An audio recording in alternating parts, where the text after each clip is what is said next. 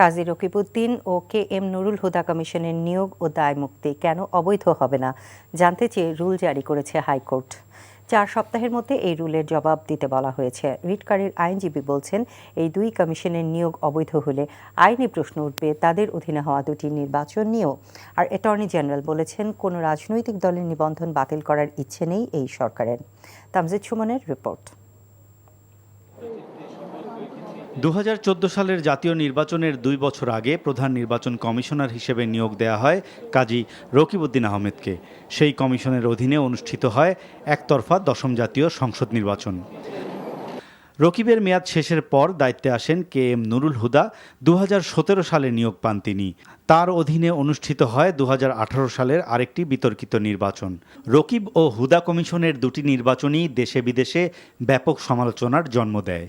2022 সালে এসে এই দুই কমিশনকে দায়মুক্তি দেয় আওয়ামী লীগ। মঙ্গলবার দায়মুক্তির বিধান চ্যালেঞ্জ করে করা রিটের শুনানি হয়। শুনানি শেষে তাদের নিয়োগ ও দায়মুক্তি কেন অবৈধ হবে না জানতে চেয়ে রুল জারি করে হাইকোর্ট। রিটকারীদের আইনজীবী বলছেন, চূড়ান্ত শুনানিতে তাদের নিয়োগ অবৈধ হলে প্রশ্ন উঠবে তাদের অধীনে হওয়া 2014 ও 18 সালের নির্বাচন নিয়ে। 2014 সালের নির্বাচন এবং 2018 সালের নির্বাচন যাদের আন্ডারে হয়েছে তাদেরকে দায়মুক্তি দেওয়া হয়েছে।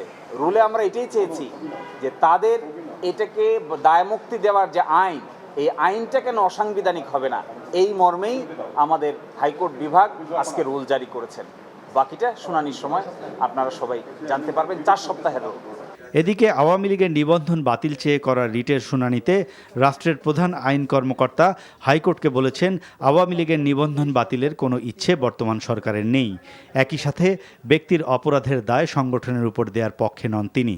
আমরা এই নিবন্ধন বাতিলের বিরুদ্ধে, কারণ এই সরকার সিভিল রাইটস প্রোটেক্ট করার জন্যই, গণতন্ত্র পুনরুদ্ধারের জন্য, মানুষের মত প্রকাশের স্বাধীনতার জন্যই দায়িত্ব নিয়েছেন।